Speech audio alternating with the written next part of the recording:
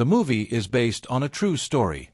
During the late S in South Africa, the government carried out a strict racial segregation called apartheid. This system gave the whites more privileges and better jobs. On the other hand, the black community was frowned upon, prohibited from entering upper-class areas, and even massacred.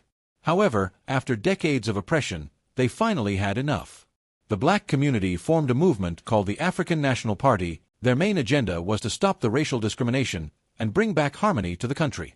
The protagonist of the movie is Tim Jenkin, a white activist working for the ANP. He is heading to a crowded market with two large bags in his hands.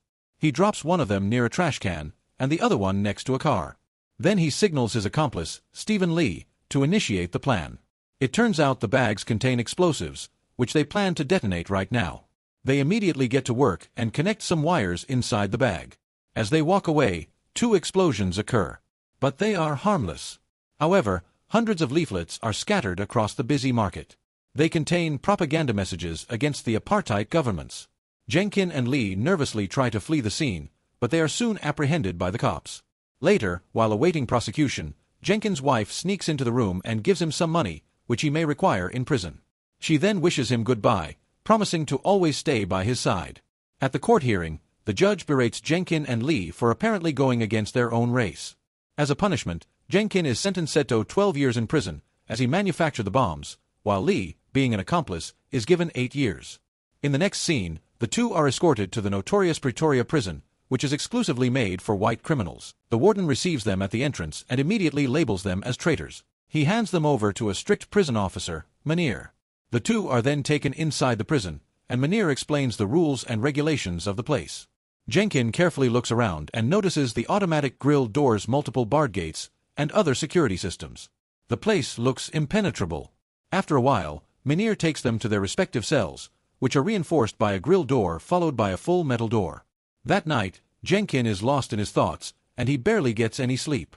The next morning, during breakfast time, he wanders around the canteen hall until an old man named Dennis Goldberg pulls him aside. Dennis is a senior political activist who is also captured for protesting against the apartheid. Currently, he is serving 4 life sentences. Soon, Lee also joins them, and the three have an interesting conversation about their respective situations. Meanwhile, a French-Australian prisoner, Leonard, is seen eavesdropping on their conversation. In the day, during exercise time, Dennis briefs his new friends about the prison's layout. The walls are feet high, the searchlights cover every inch of the yard, the barbed fences are razor-sharp, and most importantly, there are snipers on the roof. In short, he advises them against trying to escape, as it is virtually possible. Dennis also reveals that many have attempted a prison break in the past, but all have failed. After he leaves, Leonard approaches the two and mentions that Dennis is always discouraging new inmates from trying to escape. He, however, knows that it is very much possible, so Leonard proposes to help them, and in exchange he wants to be included in their plan, and life has started becoming normal for the boys. That night in his cell, Jenkin lights up a matchstick and looks through the keyhole in the grill gate, trying to find some flaw in it. Days pass by and Jenkin becomes obsessed with finding a solution. Then, one night, an idea suddenly strikes his mind. He uses paper to measure the depth of the keyhole and also its length. Jenkin then plans to use wood to prepare a makeshift key. The following day, in the shower, he presents the idea to his partners in crime. Leonard believes that it will never work, but the other two reassure him that it will. Jenkin proposes that he can get wood from the workshop, but first, he needs to observe the original keys. Leonard causes a commotion, and when Meneer Jenkins has a good look at the shape of the keys. From that day onwards, he never misses an opportunity to observe the keys, whether it be at the front yard or during the morning assembly. Finally, after days of research, he manages to draw a rough draft on paper. Jenkins steals sandpaper and some wood from the woodshop. He puts them inside his coffee thermos and stuffs a bunch of clothes so that they don't rattle. A while later, Meneer checks all the prisoners' thermoses one by one to see if they have stolen anything. Fortunately, even after a few good shakes, he doesn't find anything suspicious inside the thermos and lets him go. After the narrow escape, Jenkin goes straight to his cell and starts working on his first prototype. He chisels, cuts, and scrubs the wood until a proper key is finally made.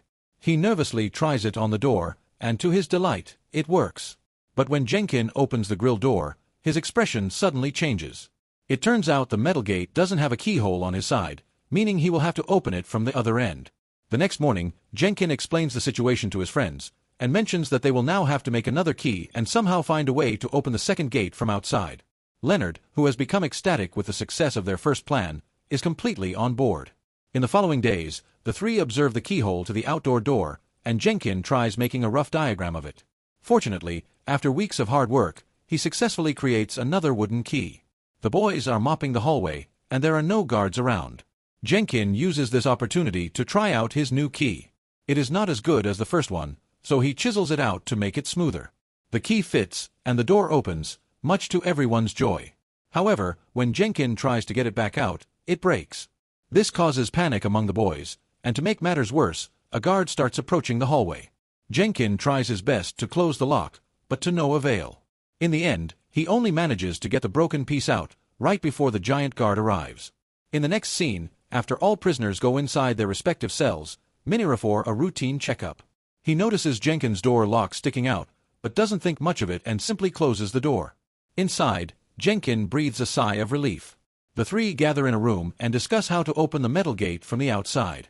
Leonard suggests using a string, but the guys quickly dismiss it, saying it cannot be turned. After a while, Lee gazes at a broom, and an idea strikes his mind. He takes it outside and starts measuring the distance from the window to the door. It is just a few inches short. The following day, while Jenkin is at the workshop, he notices a sewing machine. He quickly goes to his cell and develops a similar mechanism, which he then attaches to the broom. That night, Jenkin places the wooden key on top of the broom. He successfully manages to open the gate. However, when he tries pulling it out, the key falls to the ground. This nearly gives Jenkin a heart attack. He sticks a chewing gum on top of the broom and uses it to retrieve the key back to his cell. The next morning during lunchtime, he excitedly reveals to his friends how he managed to open both of the gates. Jenkin now wants to inspect the other areas of the prison so that they proceed to the next step. As all of this is happening, Dennis is keeping an eye on them. He again Jenkin to back out, but the latter has already made up his mind. Some new walls have been constructed around the area, but the routine remains the same.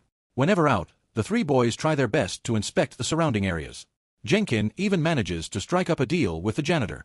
He wants the construction map of the prison, and in exchange, he will provide soaps and cigarettes. The trade takes place at the dumpsters, and fortunately, Jenkin manages to conduct it without getting noticed. He and Leonard make dummies in their bed before sneaking out of their respective cells at night. They carefully climb down the stairs until they reach another grill gate. Jenkin chose this night because the giant guard is on duty. Because of his extremely obese body, he is slow and lazy. Despite this, the boys are nervous. They are sweating profusely with each passing second. But luckily, they manage to open the gate just as the giant guard gets up from his seat. It is time for his night patrol. Hearing his footsteps, Jenkin and Leonard hide in the storeroom and barely manage to get the door closed. Once the giant is gone, they come out and continue with their plan. Jenkin manages to open one more door, but before he can try out another one, Lee coughs upstairs, signaling that the giant guard has finished his patrol. So, Jenkin and Leonard hide in the storeroom once again.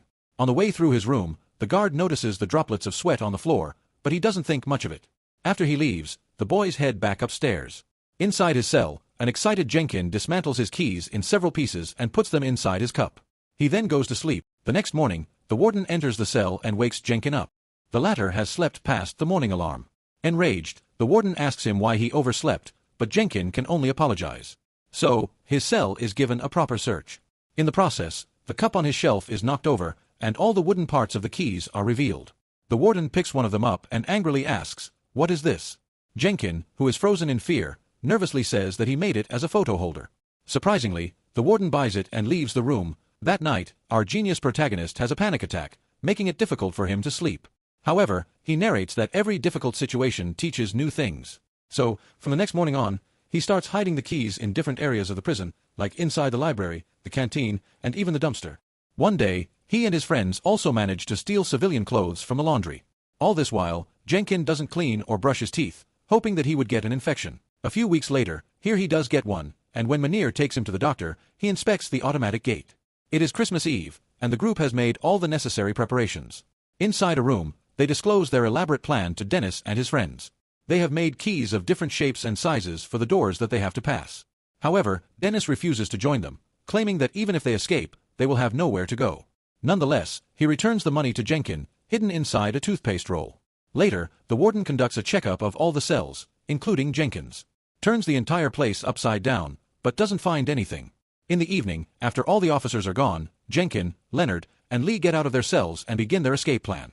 Before leaving the hallway, Jenkin asks Dennis one last time if he wants to join them, but again gets no as a response. Following this, the boys gather all the keys that are hidden in different corners of the prison. They then dress up in civilian clothes and head downstairs. Suddenly, they hear footsteps. It is the giant guard who is slowly approaching. The boys quickly hide inside the storeroom, trembling in fear as they hold the door. Soon, the guard arrives and notices the door slightly shaking, but before he can inspect it, the electricity goes off. It turns out Dennis has caused a short circuit by destroying his light bulb. He and the others then start calling out for the guard, hoping to distract him. The plan works, and the giant guard reluctantly heads upstairs. Wasting no time, the three get out of the storeroom and rush to the next door. With the help of their teamwork and the desire to reunite with their families, manage to open the doors one after another. When it is time for the automatic gate, Leonard swiftly goes to the admin room and successfully opens it. By pressing a button, everything is going as planned, and they ultimately reach the final door, the door which separates them from freedom. However, to their horror, none of the keys work. Panic sets in. Months of planning and hard work have been foiled by one single lock. Jenkins suggests that they go back to their cells, but Leonard is not ready to give up so easily. He brings out his chisel and starts pounding door lock. This makes a lot of noise and Jenkin becomes terrified that they will be caught. But, to his delight, the plan actually works. Leonard manages to break the lock and the door finally opens. They immediately changed into civilian clothes. When the door was pushed open, it was as if they had been reborn. Leonard was about to rush out the door. He was pulled back by two men. There were guards on patrol above them. They could only take advantage of the guard's turn and sneak to the door. Jenkin followed the map and began his escape. But behind him, Leonard is still too scared to follow, because it all seemed so surreal. But there was no turning back. They had no choice but to follow on the road. The three of them had to act calmly and naturally, not to attract the attention of pedestrians. Soon they were out of the prison's surveillance area. Then they boarded a cab that would take them to freedom. The guard started to wake up the inmates, but as he opened all the cell doors, Jenkin hadn't moved. The guard thought he'd overslept again, so he rushed to wake Jenkin. He didn't realize that they had already escaped. The guard continued to search the next bed. The bed next door was still empty. Now he panicked and went to ring the alarm. When he saw this, Dennis laughed out loud. He didn't think they'd succeed. The three of them couldn't contain their joy at being free. They shouted out loud. In the final scene, the actual events that transpired after the prison break are revealed. The largest manhunt in South African history ensued, but the fugitives were never caught. They were sentenced to prison for opposing racial discrimination after years on the run. They were pardoned as fugitives from justice. It wasn't until when Mandela was elected president of South Africa.